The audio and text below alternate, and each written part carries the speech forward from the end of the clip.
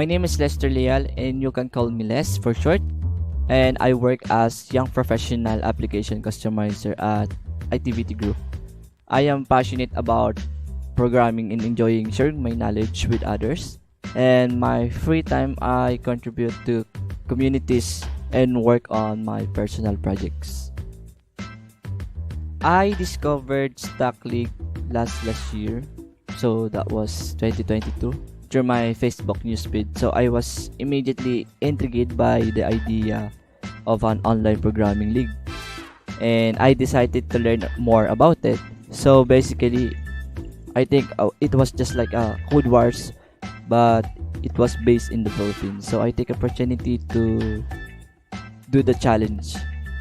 My motivation for joining the league was to challenge myself and improve my programming skills. So I wanted to meet other like-minded individuals and push myself to become a better programmer. When I learned about StackLeague, I was looking to improve my programming skills and gain more experience and knowledge in competitive programming. I was excited to take on challenge problem and learn from other skilled programmers. So StackLeague has helped me solve this problem by providing me with a variety of challenging programming problems and a supportive community of fellow programmers. I have learned new techniques in approaches to problem solving that have helped me to grow as a programmer. I think my favorite accomplishment in the league includes solving difficult programming problems, solve complex problems. This experience have been both challenging and rewarding, and have helped me develop my programming skills in new ways. Outside of the league, StackLeague has helped me develop my problem-solving skills, which have been useful in my personal projects and at my work. I have gained confidence in my abilities as a programmer and feel more equipped to tackle complex problems. I highly recommend StackLeague to anyone looking to challenge themselves and improve their programming skills. The league provides a supportive community of programmers and a variety of challenging problems that will help you grow as a programmer. Whether you are a beginner or an experienced programmer, StackLeague has something to offer, so don't hesitate to join and start your own StackLeague journey today.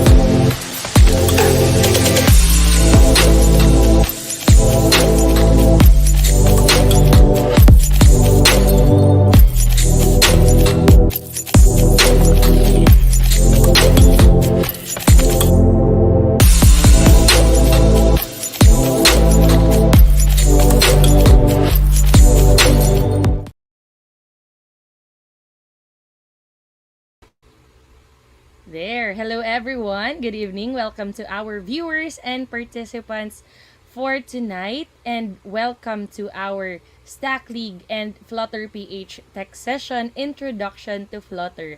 I am Isai, and I will be your host for tonight's tech session. But before we proceed, I would like to say hi to each and everyone who joined us tonight. Hello, guys. Thank you so much for coming. And kanina, no, when the event started, no, I was reading through the comments and I saw participants from Luzon, Visayas, and Mindanao.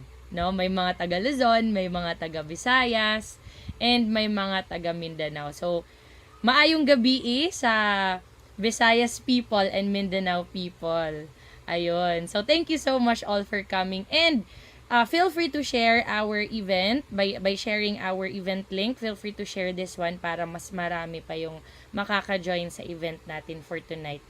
And reminder also to everyone that during the session, if you have any question, feel free to type them in the comment section and we will be addressing them later during our Q&A session. So we will be having our Q&A session. Ayun, maayong gabi eh. Thank you so much for coming. And as what Lester said, no, if you don't have a StackLeague account yet, make sure to start your StackLeague journey now. So before we dive into tonight's session, let me give you a quick overview of what we have in StackLeague for you this year. So, can I see, sino ba yung mga first time na naka-join ng StackLeague Tech Session sa mga participants natin ngayon? So, if it's your first time, kindly type 1. If it's not your first time, kindly write 2. Ibig sabihin 2 or more sessions na yung nasalihan ninyo. Alright? Can I see?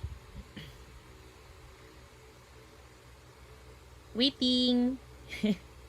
Alright. So, ayun. Oh, it's great to see some first-timers here. Welcome to our StackLeague Tech Session in partnership with FlutterPH. So, with that, as what I've mentioned, let me give you an overview of what StackLeague is. So, for those na mga first-timers, hindi pa alam kung ano ba si StackLeague. So, now, on its third competitive year, StackLeague wouldn't be possible without the support of our partners. No? So, StackLeague, by the way, is the Philippines' largest online programming league. So, if you are a coder or if you are an aspiring programmer and want to you want to improve your skills and at the same time inspire the nation into coding, StackLeague might be something for you. Make sure to create your account at stackleague.com. So, and with that, this wouldn't be possible without the support of the top companies in the industry, which are our league partners. We have Packetworks, Microsoft, Colibera, Manulife IT Delivery Center, Deltec Systems, Coding Chiefs, Recruit Day, Gcash, and Likha IT by Free. We also have our media partners. The same goes for our community partners who help the league. Ayun. Oops. Yun. The same goes for our community partners who help the league reach as many programmers in the country as possible, and here they are. This pioneering programmer league is now gathering thousands of tech talents across the country to improve their coding skills while earning prizes and awesome job opportunities. So let me highlight that one. The benefits that you get in joining StackLeague is 1, you get to improve your coding skills. 2, you get to earn prizes. And 3, awesome job opportunities. So for that one of the highlights in StackLeague for this year is our weekly top 10. And apart from that, we also have our weekly programmer, our StackLeague featured programmer campaign. So from all of the top 10 players, we will be choosing a featured StackLeague programmer, which will be posted on our website and on our different social media sites. StackLeague will also is currently hosting numerous tech and career sessions, kagaya ng mga sessions like this, and exclusive training all throughout the year. So these events and training are all for free. Take note, it's for free with digital certificates. And kindly look forward to our on-site StackLeague session. So, dun sa mga first time, no, and this is your first time joining our session, if you want to join more of our sessions for this year, make sure to follow us on our official Facebook page, that's StackLeague, since we will be hosting more sessions like this. So this tournament is powered by StackTrek's fully automated talent analytics and assessment platform, and the league is currently supporting 5 programming languages, namely JavaScript, Java, Python, C#, and PHP. So for those curious, paano ba nagigain ng points or how the ranking system works in StackLeague? So after signing up, you start with 0 points. And then, you solve as many challenges as you can to earn the corresponding points. And once you have enough points, you can now get to the next level challenges where more opportunities are unlocked for you to access. So once you unlock bronze, you receive 100 pesos, an additional 100 if you unlock silver, and an additional of 300 pesos once you unlock gold. Ayun. So that's our level up cash prizes. Right? And we also have our StackLeague Playoffs Season 3, a single elimination tournament featuring all monthly qualifiers. The qualified players earn points by solving as many challenges as they can during the competition. So by the way, our second monthly qualifier round will happen on April 29. So make sure to rank in the weekly top 10 to get the invite. So if you don't have a StackLeague account yet, I think pwede pang humabol. Yon. And congratulations to our StackLeague ambassador for the month of March, Nathaniel Caleb, for being our ambassador for the month of March. So let me share to you kung ano ba yung something new about StackLeague Season 3. So for this year, the league will now be divided into two divisions, namely the Pro League and the Student League. So Pro League is open to all professionals who have graduated and have working experience already. And for the Student League naman, this is open to students who have no working experience. So both top 10 players from the two divisions will receive 500 pesos cash prize. You can find the full mechanics at bit.ly/StackLeague weekly top 10. One new thing about StackLeague Season 3 is our PvP mode. It is a 15-minute one-on-one battle that allows players from silver to master level to challenge each other and will be given points depending on their bet. Winner takes all. So you can find the full mechanics at bit.ly/StackLeague PvP. So for all those mechanics, now you can find it at our official website.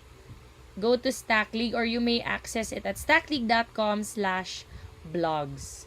So also just a reminder that StackLeague is a year-round tournament. That means we are not only looking for the best programmer, but also we are looking for league leaders who can stay on top of the rankings all throughout the competitive season. So for those who does not have a StackLeague account yet, you can create your account at stackleague.com. Okay.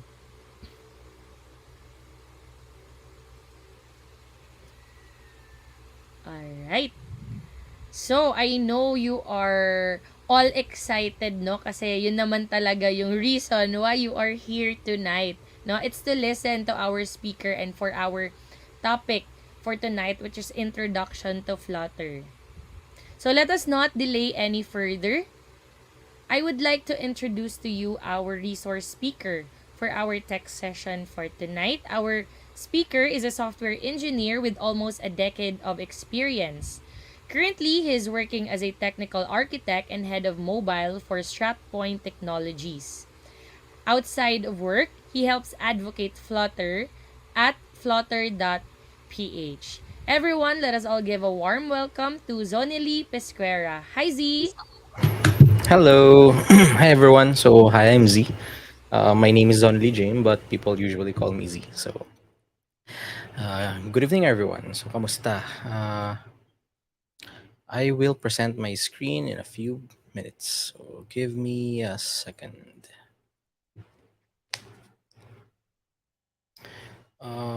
Is my screen already visible? Okay, cool.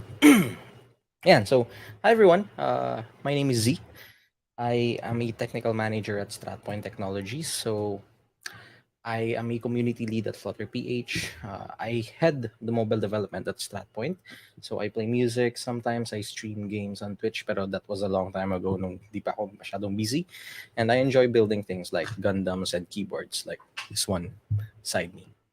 So, first of all, if you guys also want to parang learn about technology and specifically Flutter, you may join our group at flutter.ph. So you can find us on Facebook. So it's the largest community and we are recognized by Google developers.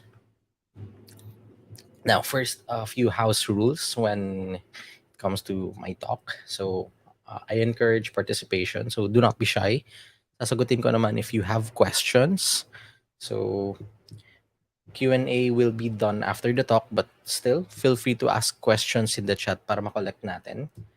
Of course, take notes kasi you're here to learn. So if you want to learn, you have to take notes. And of course, have fun kasi Flutter is fun. And honestly, I wouldn't be a Flutter developer if it wasn't good to use. Now, when I do my talks, I usually start with a story. Lahat tayo, my phone. And well, when we're using it, so parang you're either sleep or connected. So pag tulog ka, hindi mo naman nagagamit yung phone mo. But normally for most people, I'm not saying it's everyone, when you wake up, what do you reach for? It's normally your phones. So ibig sabihin nun, you're normally connected. Like you're looking for internet, you're looking for your phone, you're looking for Facebook, Discord, other games like ML at iba pa.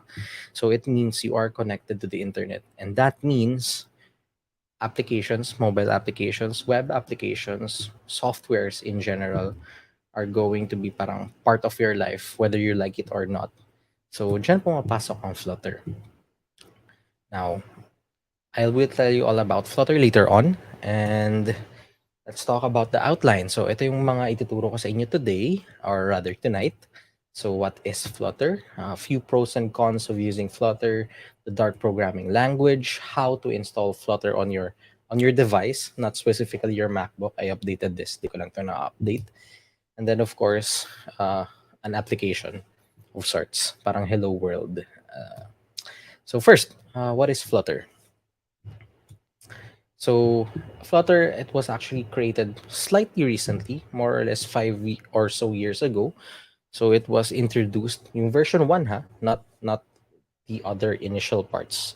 So it existed even before that. It's just that the version 1 was introduced and announced by Google in 2018 on their GDG event.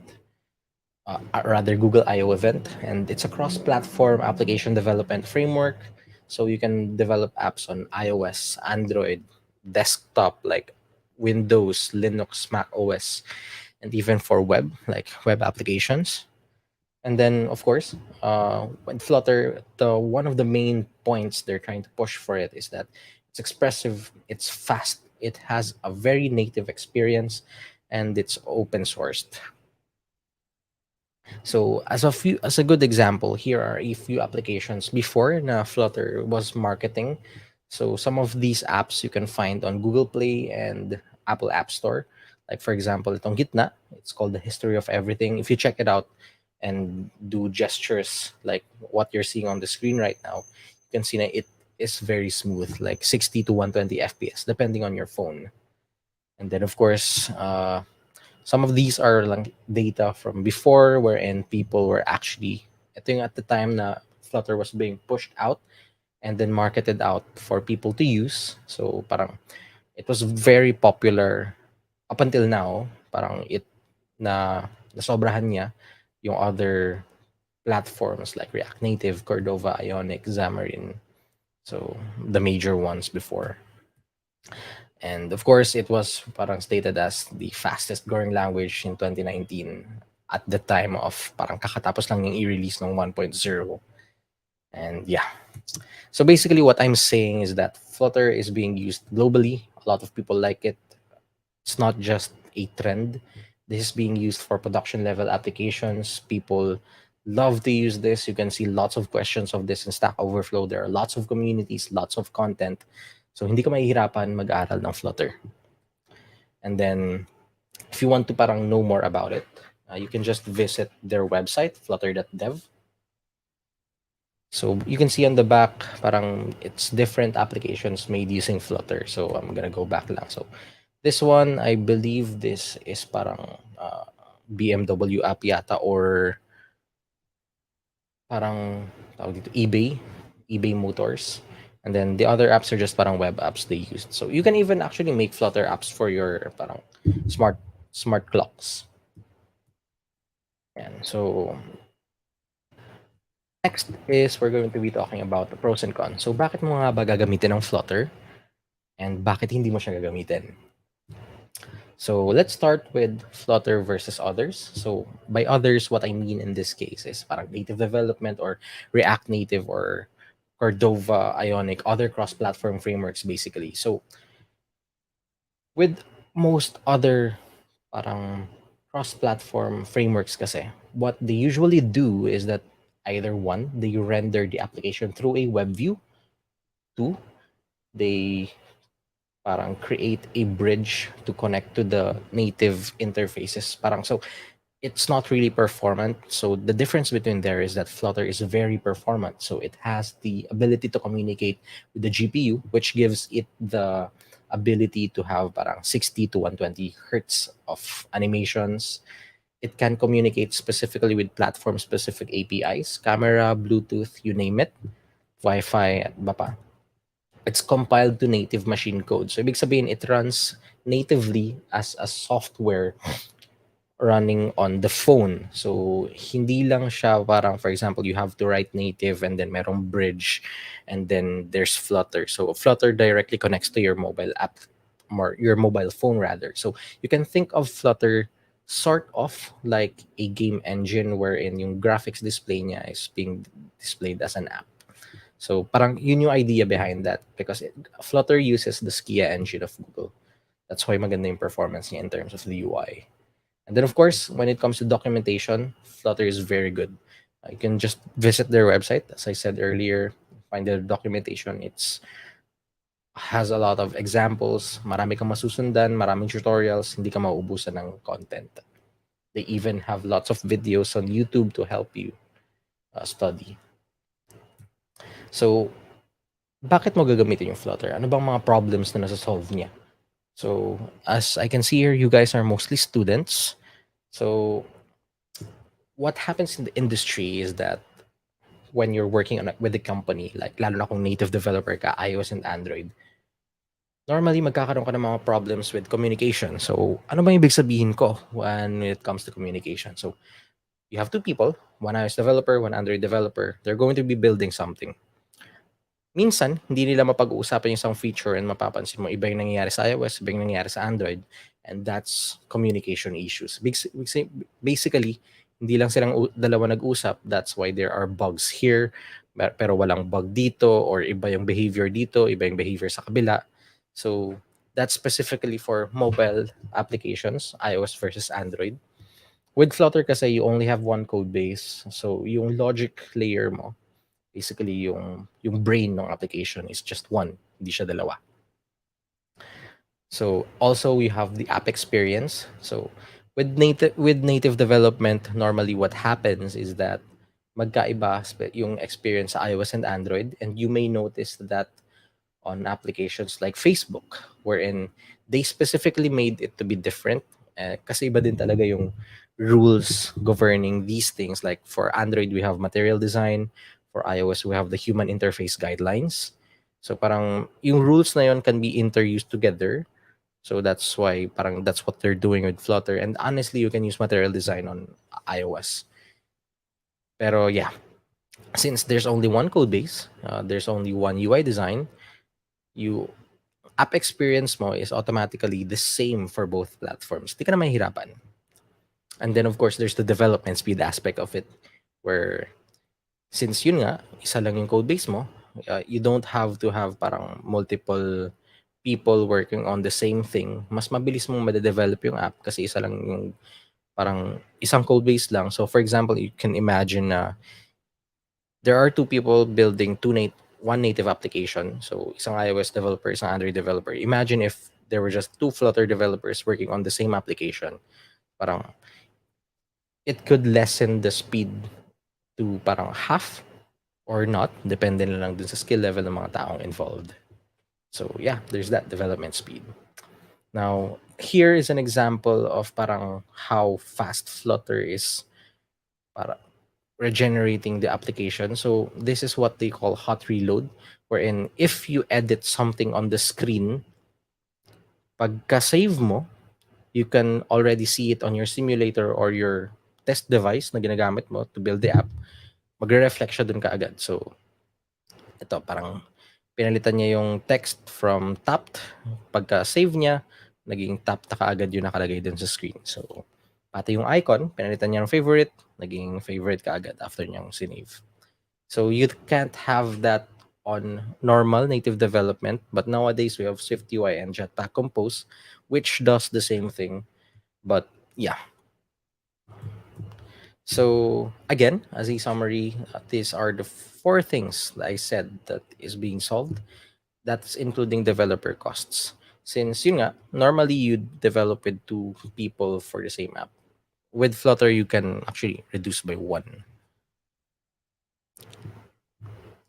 So, ano ba difference with native? So, there's technical architecture, there's developer productivity, and there's one when you create UI components. So, technical architecture, this is basically on how the application is architected. So, native applications, they use yung parang native components like yung mga text fields that is made by the manufacturer itself, Apple and Android.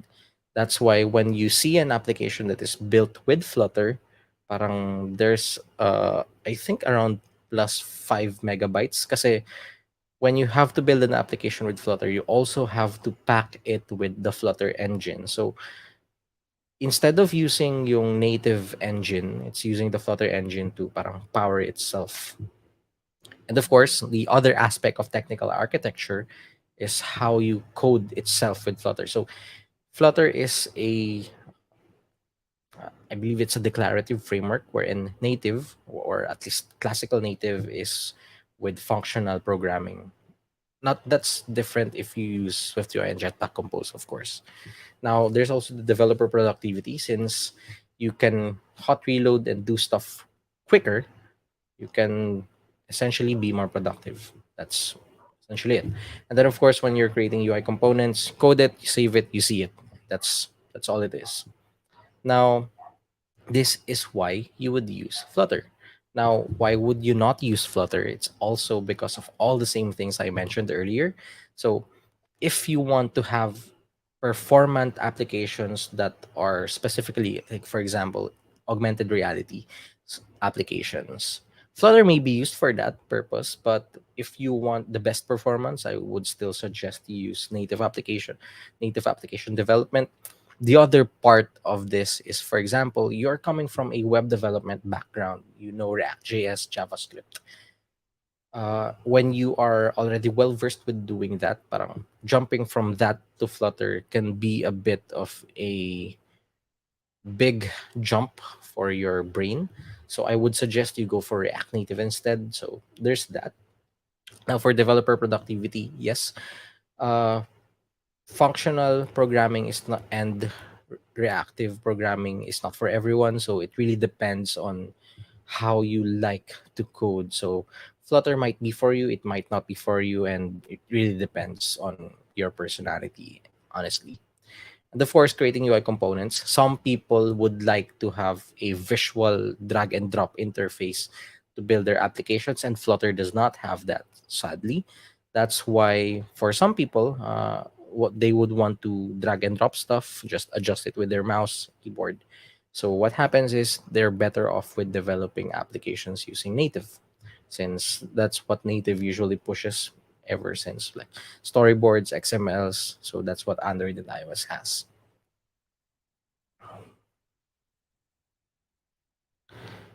Uh, okay, so next is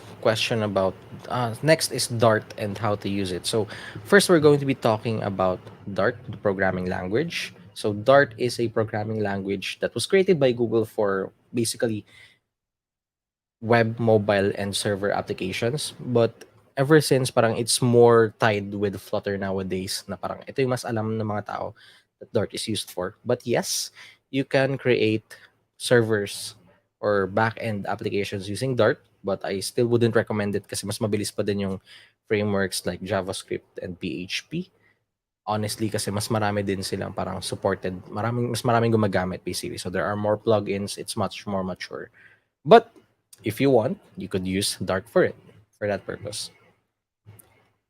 So, as I'm going to be teaching you about the Dart programming language, we're going to be going through, and kung gusto niyo sumabay, you can go through dartpad.dev. Basically, I'm going to be teaching you like parang basics lang about programming and how to use Dart. So, wait. If you could scan it or like type it on your browsers, this is going to be dartpad.dev. So, on dartpad.dev, when you open it, it's going to be looking like this. Pinalaki ko lang to, so normally it looks smaller, parang ganito. So, for everyone to see, I made it bigger. Now, like with every programming language out there, Dart is an object-oriented programming language. That's why when you're going to be coding, normally you have stuff like data types, loops, conditionals. So, wait lang. Kunin ko lang yung cheat sheet ko para dire-diretso tayo. Okay. So, first, we have strings, and then we have decimals, and then we have numbers, and then we have lists, and then we have objects. Parang with every programming languages, parang this four or this five things are like the normal data types you're going to be using. Like, so let's start with a string. Like with most programming languages, then when you create a variable or define a data type, first have to say what data type it is. So this is a string, and then you have to say what the name of this variable would be.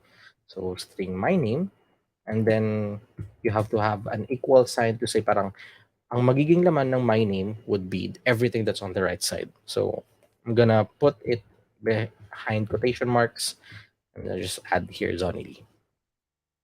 And then when with programming, it's kind of like writing a sentence. That's why after every sentence or after every line of code, you have to have a semicolon.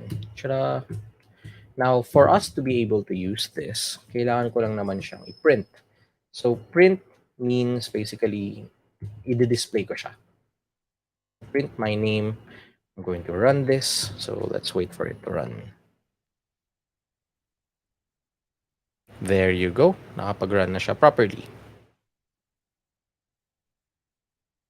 Next is we have numbers. So numbers are basically integers, like on your math classes, it's called integers. So for programming or for Dart, they call it an int. So my age, parang ganyan. So it's equal to 27.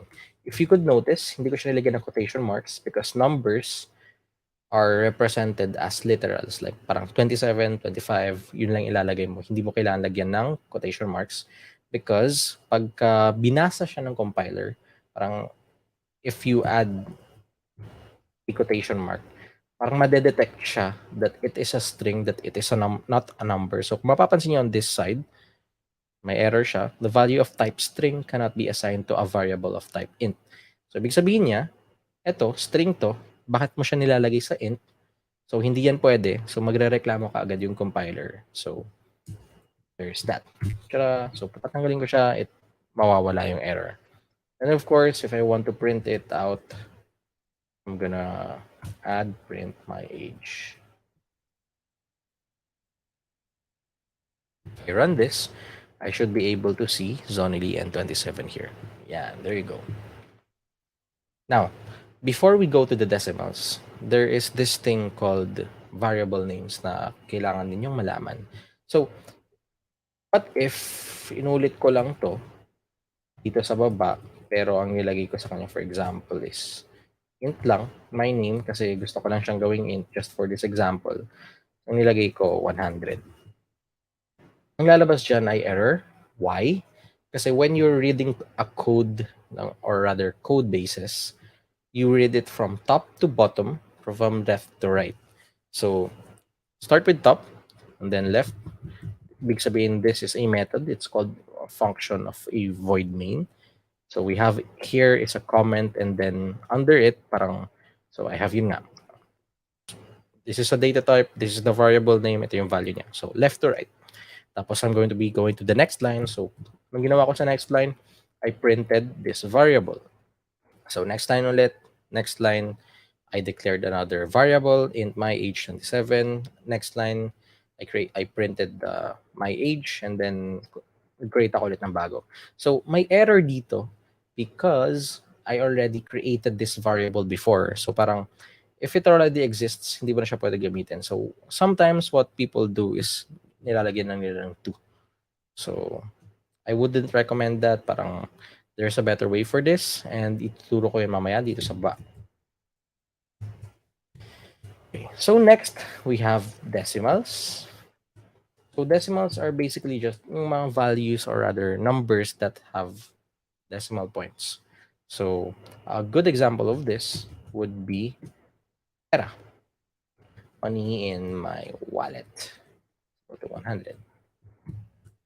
And so, kung mapapansin nyo dito, it works properly if we add like decimal points, even if wala.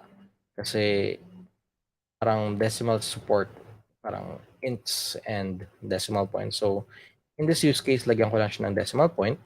Now, if iibahin ko to, so ulitin ko lang siya, gawin ko siyang money in my wallet 2.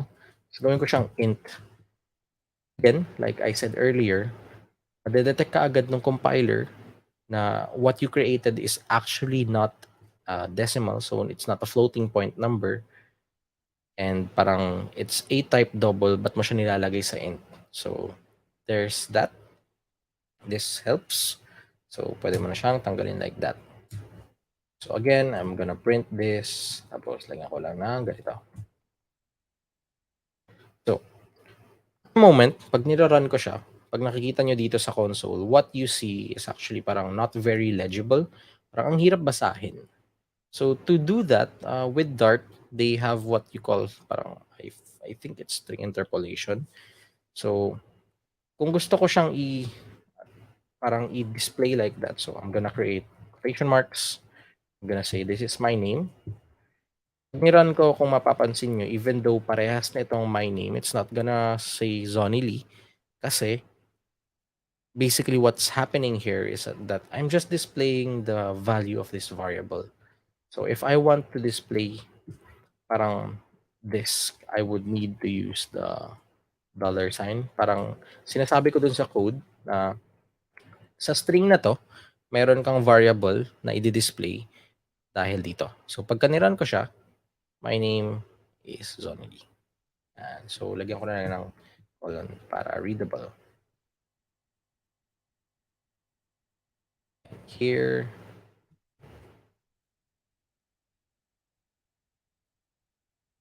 there you go. So, mas madali siyang mabasa basically. This is what you do when you're going to be debugging your code. Para hindi ka mahirapan maghanap kung anong parang dinedebug mo. So, pag mag-search ka, hanapin mo lang yung parang placeholder mo. So, next is lists.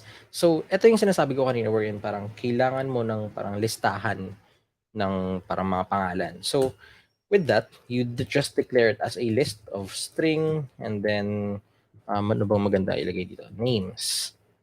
Tapos, when it comes to lists, you have to put it inside brackets. Parang ibig sabihin lang nito, inside brackets, you can create multiple objects of the same type. So, for example, Zonily, Jame, then Pesquera. So, by doing that, so parang naka-create na ako ng variable na maraming laman. So, kung ipiprint ko siya, ng ganito para kita nyo kaagad. Oops, nag-error siya kasi walang semicolon.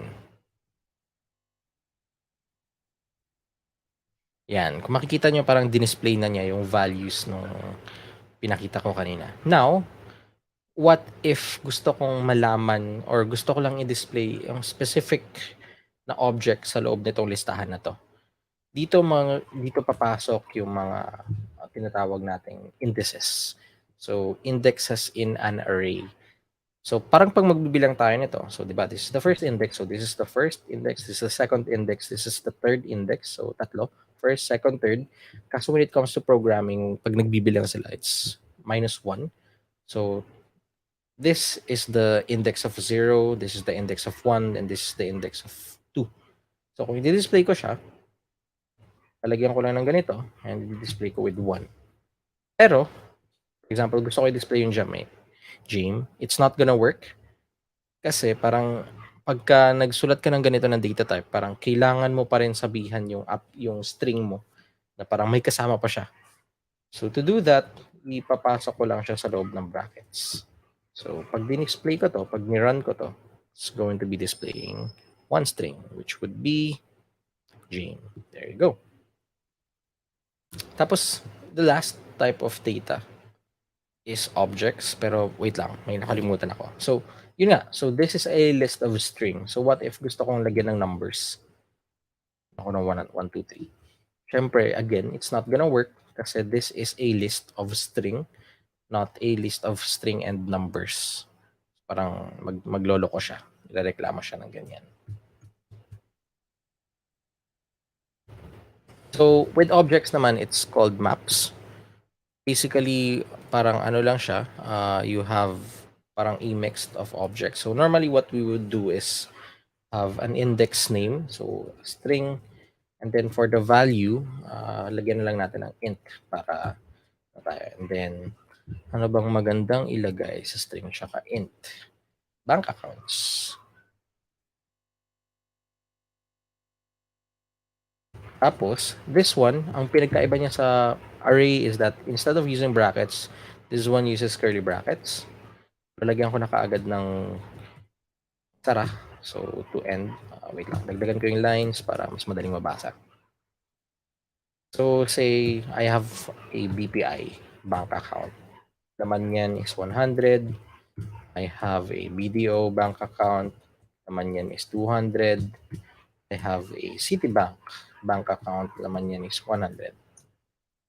So, what happens here, pag nag-declare ako ng value, so anything inside these curly brackets will be inside itong bank account value, the variable. So, sa loob niya, I have 3 keys. So, parang this is the key and this is the value. So, this is a key value object, as they call it. So, katulad din siya nitong list. If you want to display it, I'm gonna be copying this para mabilis. So, print. Ulit. Then, going to be running it. Madi-display niya yung mga laman. So, BPI 100, BDO 200, CT 100. Now, again, katulad nga ng string, if I want to display a specific value,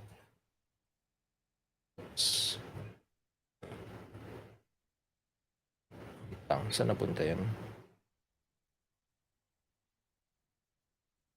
Nawala yung dartpad ko. Give me a sec. Exit ko yung browser.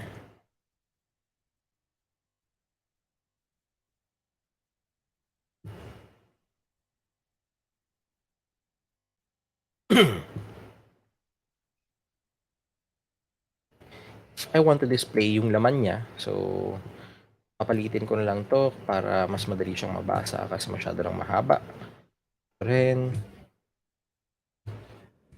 So, kung gusto kong mag-display ng specific value sa loob niya, again, I only have to use a bracket.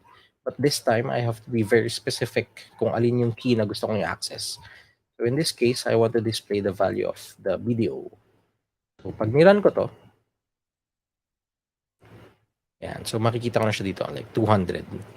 Now, what would happen if I enter a key that does not exist? Like, say, security bank. i-run ko yan, it's gonna crash or return null kasi it does not exist. So, pag ginawa mo to on like a production application, there's a chance na magka-crash to kasi nga wala siyang laman. So, you would have to be very careful with that. So, there's that. Next, we're going to be going with parang conditionals. So, with every programming language, you have parang control flow statements. Baka alam nyo na to, like you have the if, you have the else, you have the else if, then you have your logic gates, which would be yung and, or iba pa. So, marami yan, like equals, less than, greater than equal. So, I'm not gonna go around all of this, pero long story short, if you want to try something out, like for example, maglalagay lang ako dito ng decision, ng parang decision. So, bool, and this is another data type. This is basically a boolean. Basically, it's true or false. Is alive, for example, is called false. So, if we want to check, ganyan, so else, magpiprint ako ng one thing,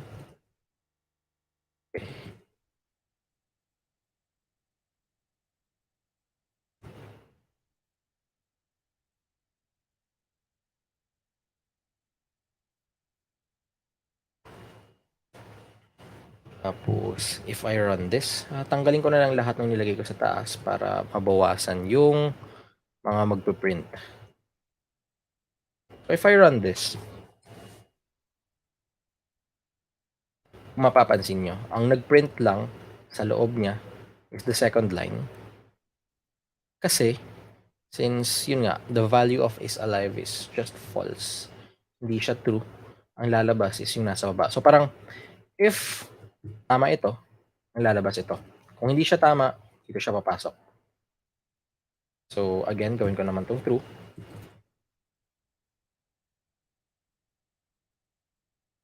Pag nirun ko siya, yung kabila na yung lumabas. Kasi, yun nga, true na yung value niya. If true, ito. Else, ito. So, kung dadagdagan ko tong logic na to, gagawa ako ng else if. Meron na naman akong ibang ilalagay dito. So, bool is hungry is equal to false. Nalagay tayo dito ng is alive and is hungry. Else if is alive and not is hungry.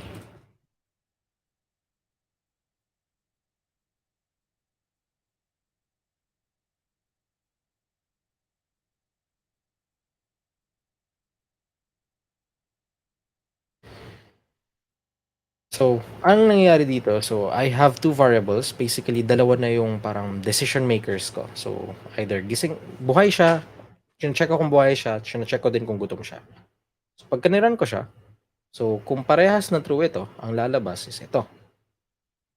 Pero kung gutom siya, ginawa ko tong true, mapapansin nyo, may nakalagay dito, is alive, yung true false. If I change it to true, lalabas is yung nasa gitna. Tapos, kung merong false, for example, patay na siya, kahit true ito, ang lalabas is, oh no, he is dead. Kasi, let's wait for it to run. Tada! So, there you go. After this, what's next is that we have like loopings. So, basically with programming kasi, parang you always have to find a way to parang repeat stuff. So, kung gusto mo mag-display, for example, your teacher asked you to print 1 to 100. So, students would do it like this. 1, 2, 4, 5, 6, 7, 8. And that's wrong. Hassle yan. So, kung gusto ko mag-print ng 1 to 100, what I could do is use for loops, or rather use looping techniques. Like, you have the for loop, We have the for in loop, we have the while, we have the do while. But for this specific scenario, dalawa lang yung ituturo ko for in para mabilis. So, how would I do this? For example, 1 to 8 na lang para maikli lang. So, pwede ako gumawa ng variable dito na for int I is equal to 0. Start with 1 na lang.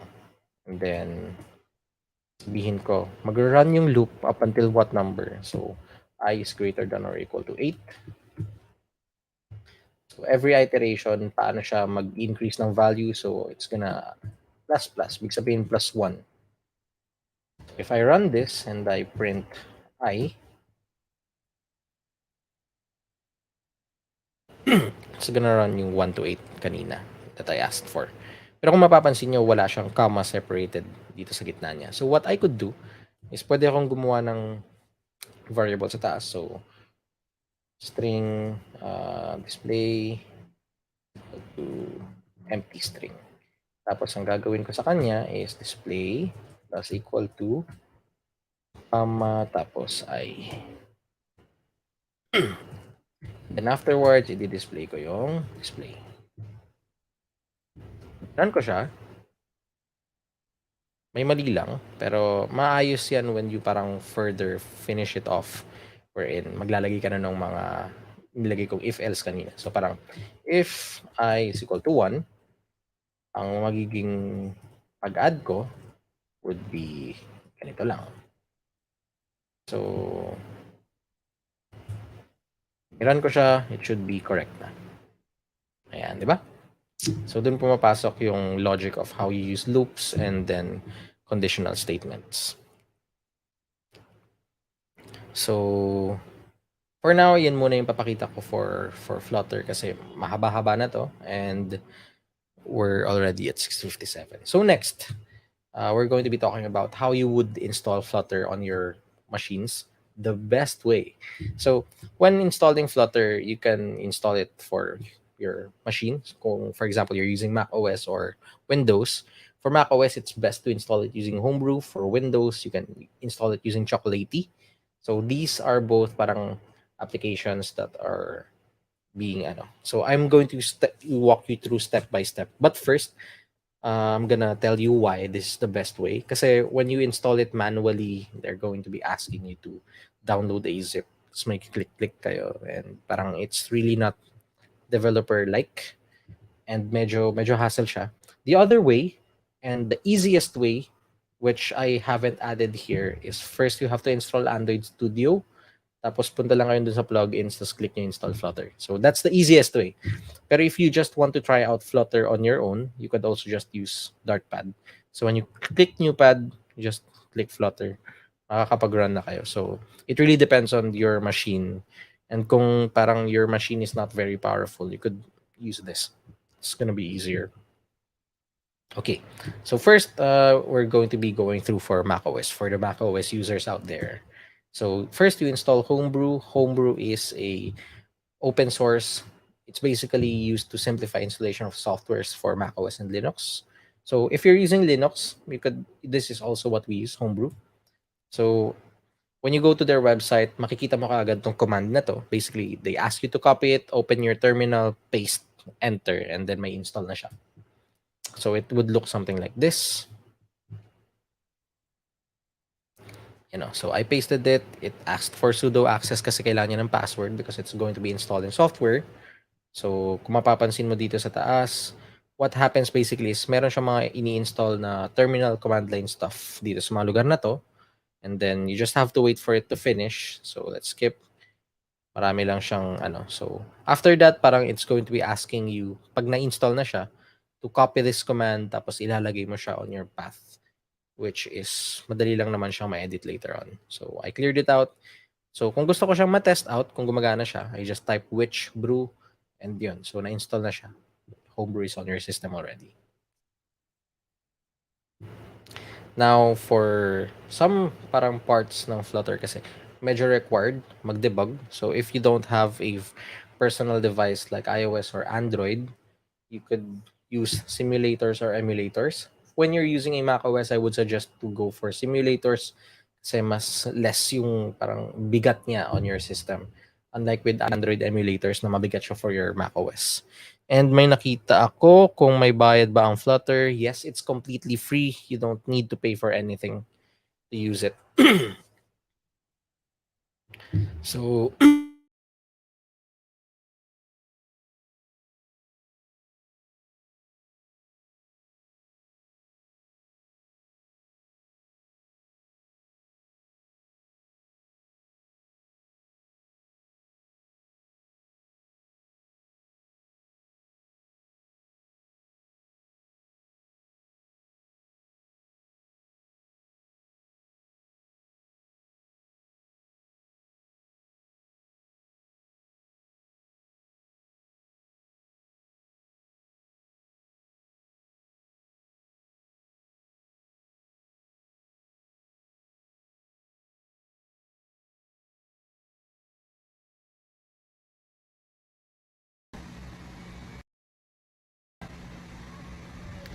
Z, I think you're on mute.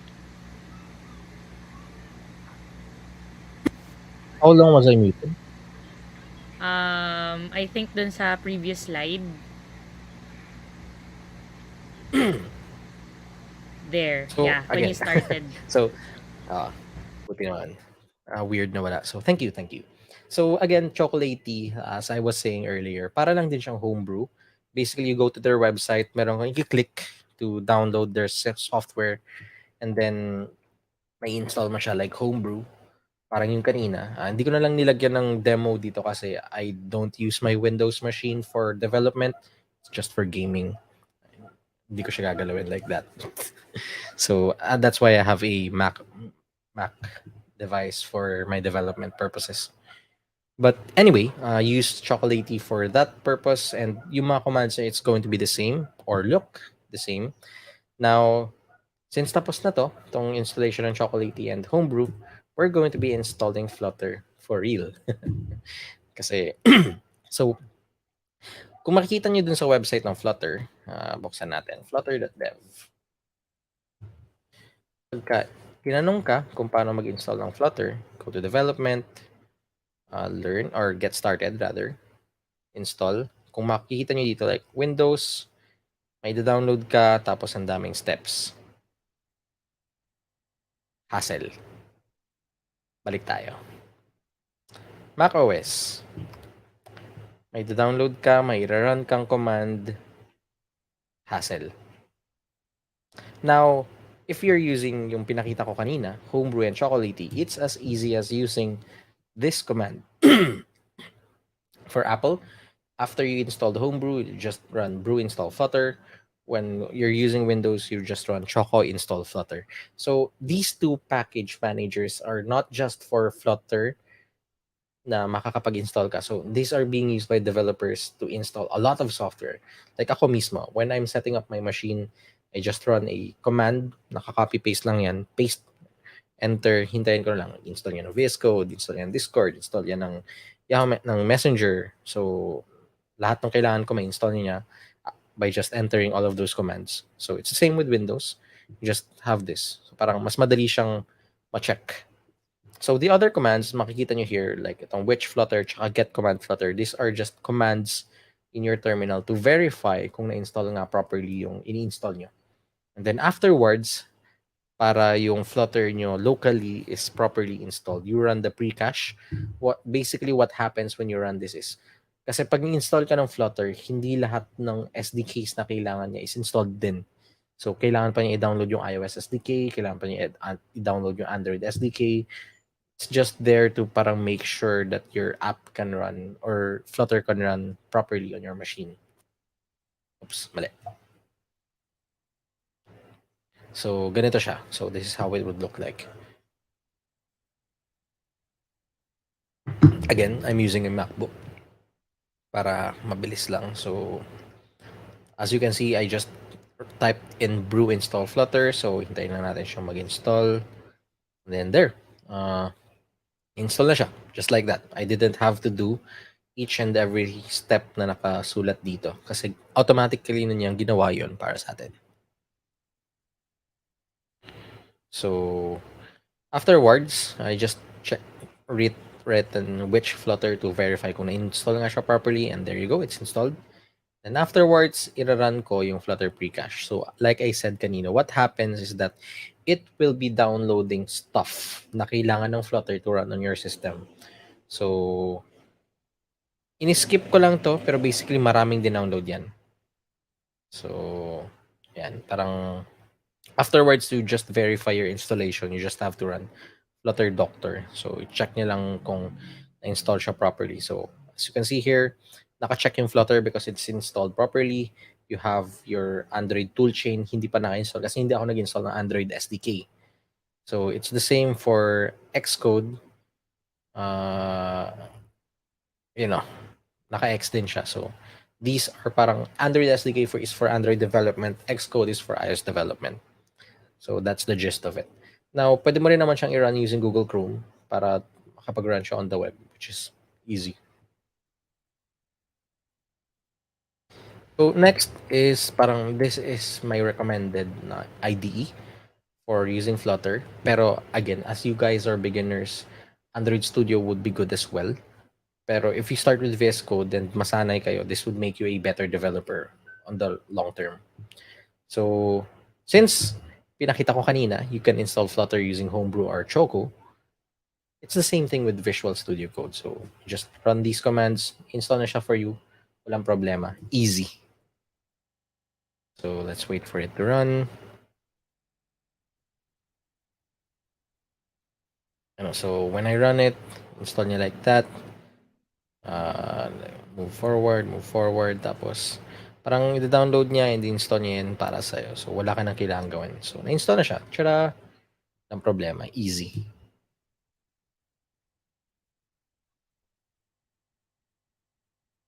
Tapos, for your first Flutter app, kung gagawin nyo to on your own, you'd have to parang go to a specific directory, you run the Flutter create my application. So parang how it would look like when you run this command is ganito. Flutter, again, punta ka ng specific directory, which in this case, I go to desktop para hindi makalat. Then I run Flutter create sample. So yung pangalan ng app ng folder ko is sample and andun siya. So yan, run siya like that. So inside Visual Studio Code, if you run it for the first time, lalabas tong mga permission dialog na to.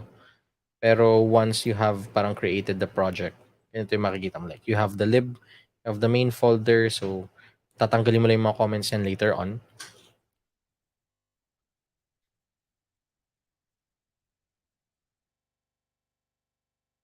So again, balik tayo sa dartpad.dev para lang mas madali yung masundan. So instead of like going through all of that, you can just test out Flutter using the web editors. Papalitin ko siya kasi kailangan yung makita yung output niya. So when you go to dartpad.dev, you just click new pad, click Flutter, and then there you go. And di ba sabi ko gagawa tayo ng Hello World application? Tapos na, nagawa na. Kasi andun na siya, Hello World. So pagka nirun mo yan, just have to wait for it. Tanggalin ko na lang to.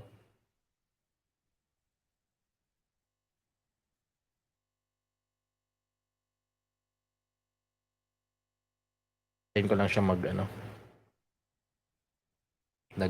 pa kasi to eh. Nag-load pa. So even though you're using the browser, it would still need to use the local resources.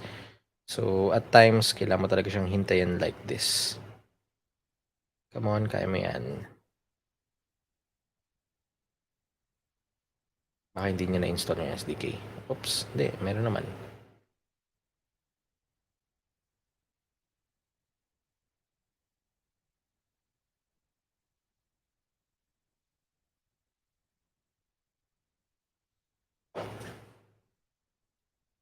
Baka kailangan ko tong tanggalin.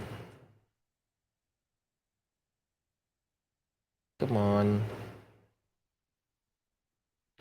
Ito lang problema pag nagde-demo talaga no? Minsan hindi siya gumagana. Even though naka-Flutter web ako. Pero long story short, I'm gonna show you parang how to create UI using Flutter. So basically, when you're using Flutter, madali lang naman gumawa ng elements on your screen. basically you use terms that are being used parang normally when you parang use it on day to day. So kung gusto mo gumawa ng parang pababa, you can use rows. So wait lang. Pagtagan ko to para nasa gitna siya. Ang row, basically it accepts children. So inside a children is an array of parang objects. So pwede ako maglagay ng maraming text dyan sa loob. Tapos gagawin ko lang siyang one-liner para mas madaling mabasa.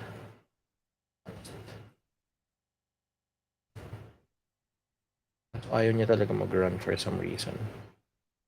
I might need to fully refresh my screen.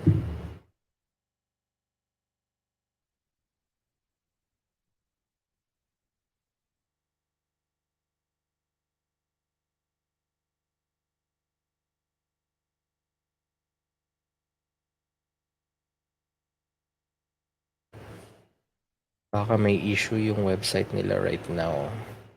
Hindi siya lumalabas. So, dapat lalabas lang yun dito eh.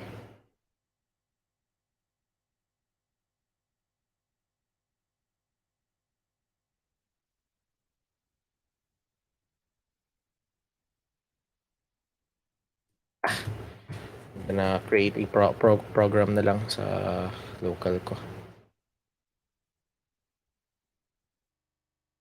So again, punta tayo ng desktop.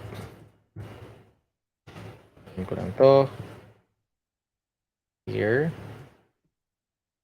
Flutter create sample project.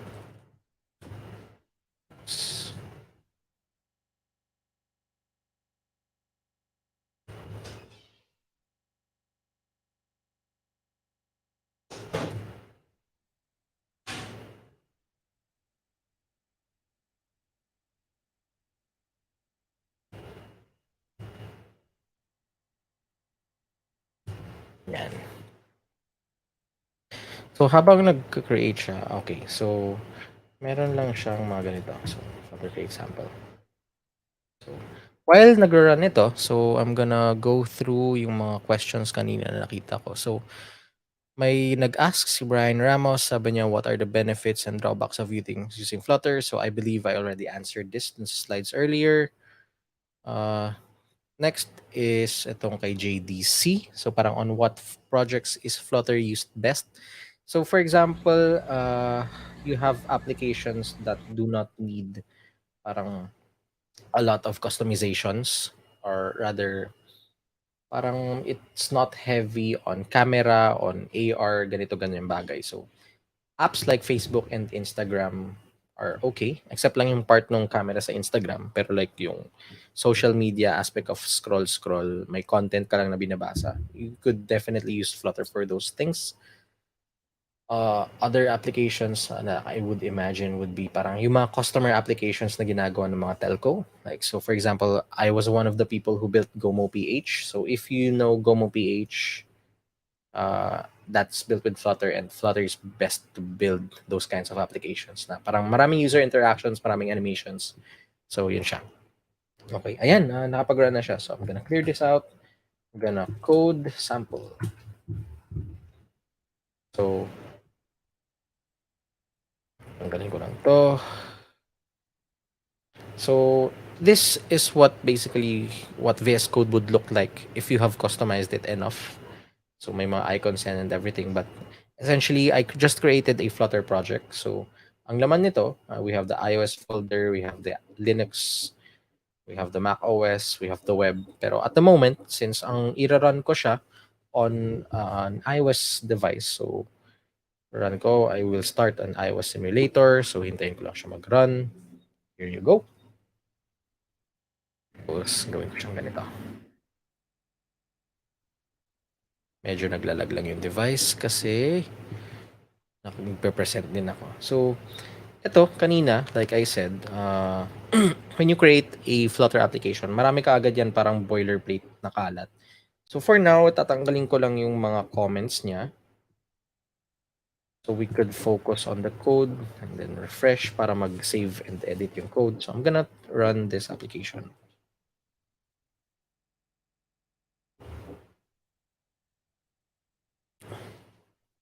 So, hintayin ko lang siyang mag-run so I can show you how yung sinasabi ko kanina na rebuilds happen. So, hot reload.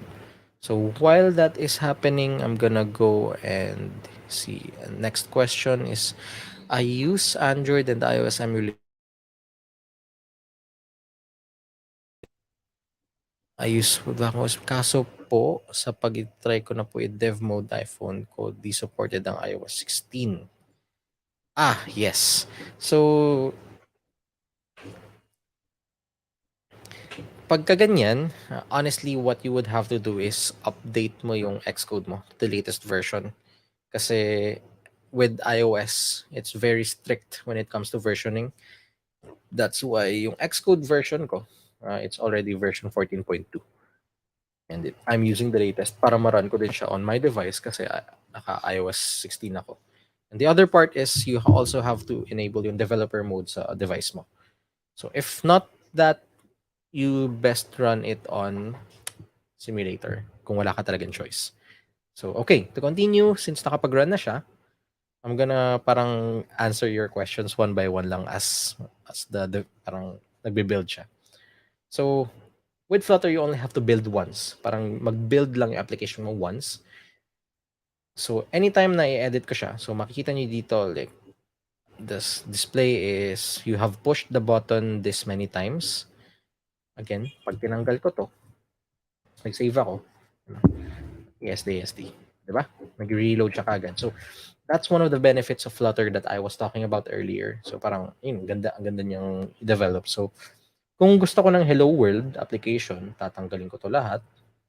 Lalagay lang ako ng text kasi ang gusto kong i-display is a text. Text, hello world. Save. Yan, hello world. Meron ako hello world application. So, sabi ko dun sa talk ko kanina, ang gagawin natin is hello world app. So, tapos na tayo.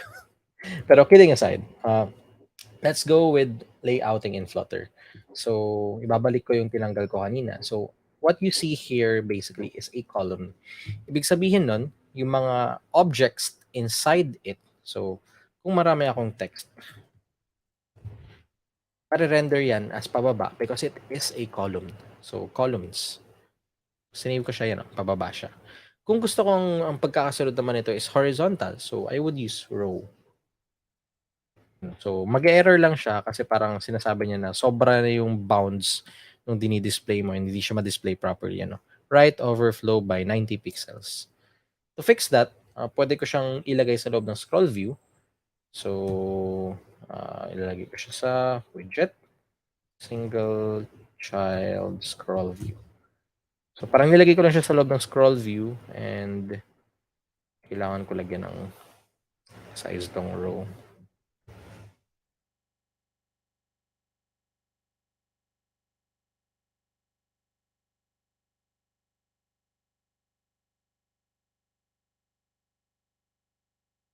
Bahin ko na lang muna kasi medyo marami akong kailangan idagdag na code. Remove.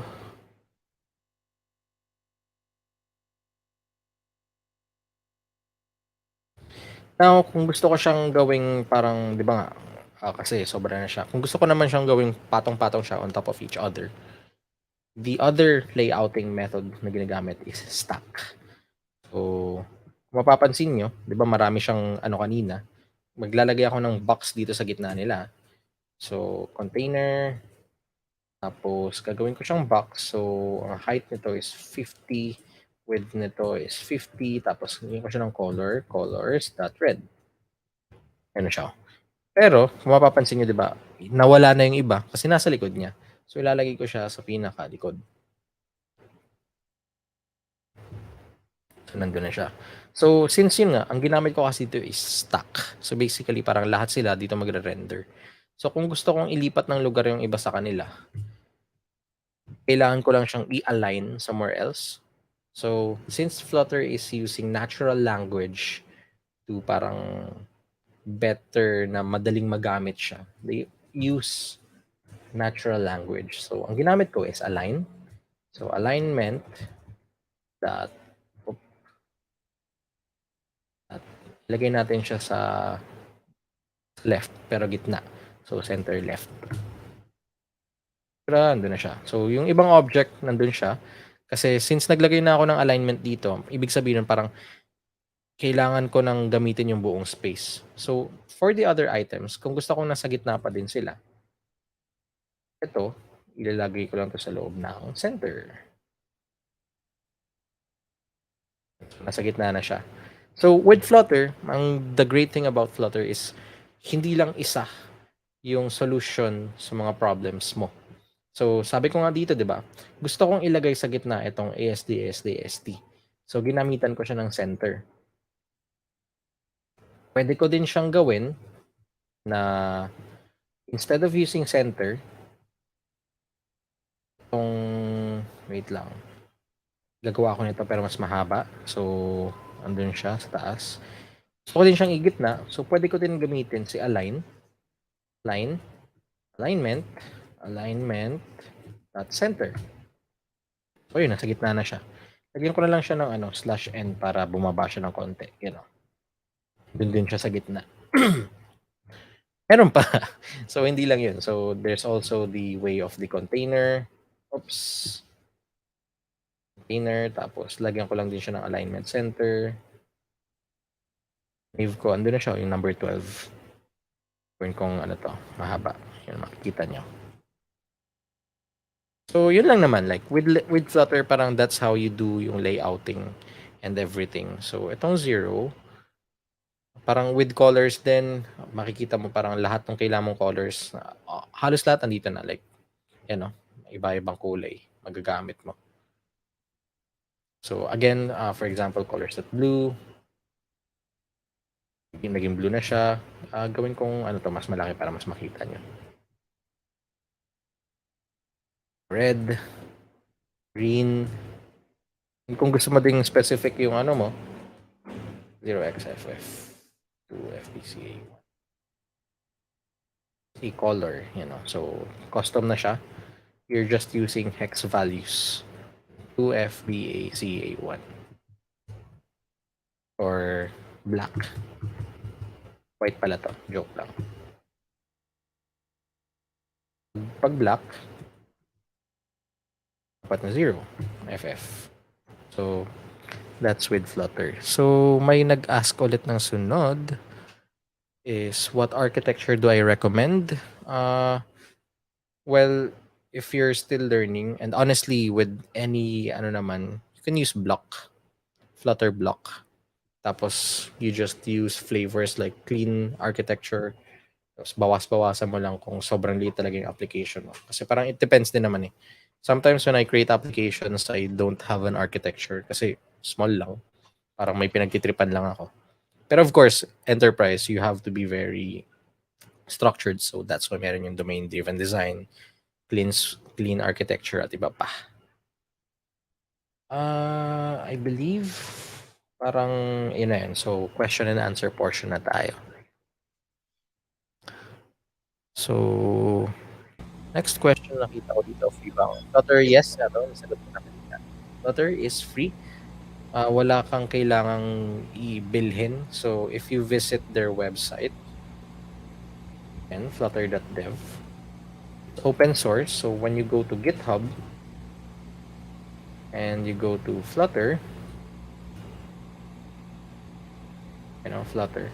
So, yung buong code base of how Flutter was built is here. Wala silang tinatago from you, so hindi ka mahihirapan kung gusto mo talaga magbasa ng code base nila. And also, parang since it's a open source framework, wala kang kailangan bayaran. So, there's no need for any kind of subscription. Kailangan mo lang ng matinong machine, laptop, or browser. Ganun. Next is, nasagot ko na ito kanina. Ito, kay Sean De Jesus. So, there's something similar. And then, dito question. So, eto, may nag-question sa baba. Ano po ang difference between emulator and simulator? Honestly, lang siya. Magkaiba lang talaga sila ng tawag ni iOS at ni Android. Pero if you think about it, parehas lang naman sila ng ginagawa. So, the iOS simulates device. Parang mas malapit lang yung performance niya in terms of the device. Pero for the emulator, it's more parang ginagaya niya. So, kung mapapansin mo minsan talagang iba yung performance talaga ng real device compared to the simulator. May nagtanong sunod, si Kyle, pwede rin po bang gumawa ng in-app browser sa Flutter? Yes, there are applications that do that. Okay, si JJ naman sunod. Pixels po ba?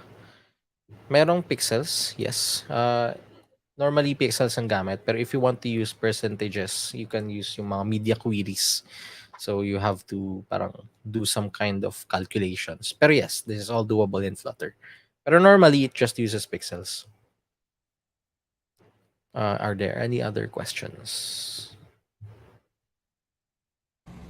Do we still have more questions for Z?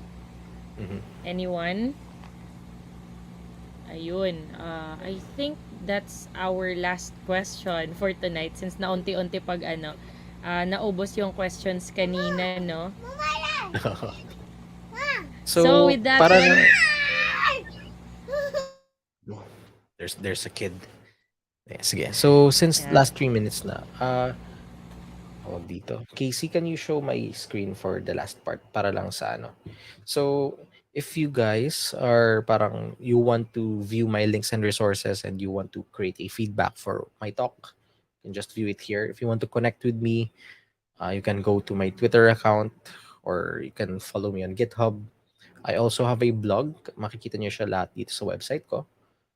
So, if you want to view like parang a summary nung talk ko, so just go through this links and resources. It's basically just a parang a summarized parang talk like article na it's private. So yeah. Yun lang. I have nothing more to say. So I hope you guys There. become Thank you so much. developers.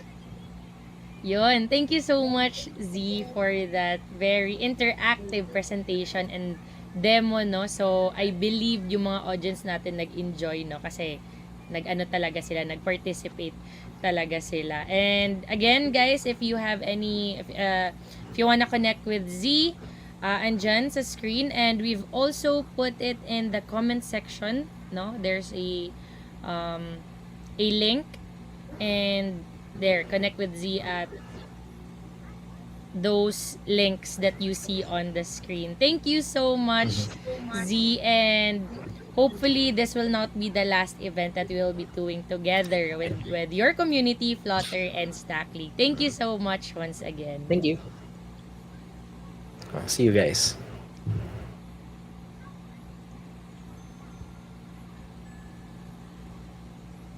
Ayun. So I hope you enjoyed our topic and session for tonight.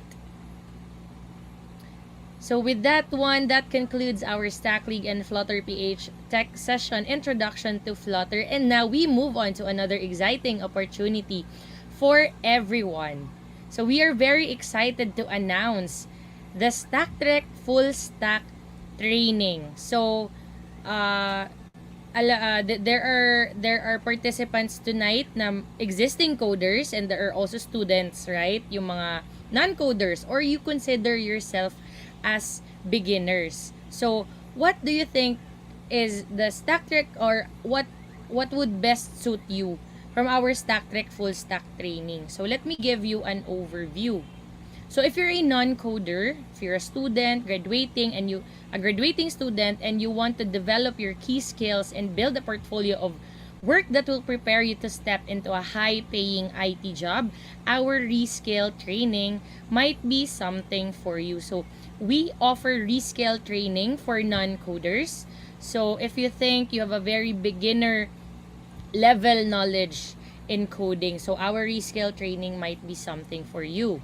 If you are an existing coder, a professional of a different technological platform background, and you want to advance your career by equipping yourself with a modern engineering stack and open up new opportunities and transform yourself into a high-demand professional, our upskill training might be something for you. You may apply at apply.stacktrek.com if you are interested in our StackTrek training. So yun, we have two types of full stack. So take note, these are full stack training. So if you want to learn full stack, rescale, this is for non-coders, and upscale is are for coders, no? So by the way, let me emphasize that these trainings are for free upon training completion. So we need to you just need your commitment, no? So upon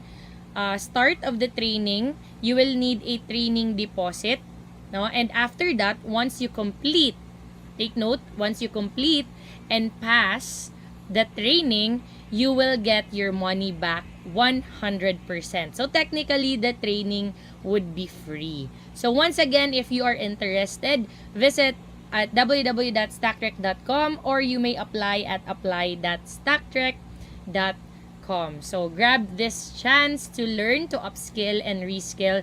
And if you have any more questions, feel free to message us at our official Facebook page, that's StackTrek, or send us an email at training@stacktrek.com. Ayun. Once again, it's a free training upon training completion and you'll be able to pass the training. So what are you waiting for? Rescale and upscale with us at StackTrek. So just a few announcements before we end. Don't miss out on the year-round level up prizes. Land in the weekly top 10 to earn cash prizes and get invited to the playoffs. Make sure to check out the PvP mode and challenge your friends in a 15-minute coding battle. And keep an eye for more exciting updates. Ayun. So those are our events in StackLeague. And there are plenty of opportunities for you to learn here in StackLeague. Make sure to visit fb.com/StackLeagues/events to get the latest updates. And for your digital certificates, an email will be sent to you with the request form. So for those who joined us tonight, don't worry, we will be sending you an email on how to claim your digital certificate. To help StackLeague team improve the sessions for you, please do answer this question form. You may scan the QR code or access the feedback form via bit.ly/StackLeague sessions feedback. So that's all for our announcement. On behalf of the StackLeague team, once again, I would like to say thank you to everyone for joining our StackLeague and FlutterPH Tech Session Introduction to Flutter. If you don't have a StackLeague account yet, make sure to sign up and choose your league now at stackleague.com. And of course, invite your friends and family who you think should be part of the league. See you guys at the next StackLeague event. This has been your host, Isai. Good night, everyone.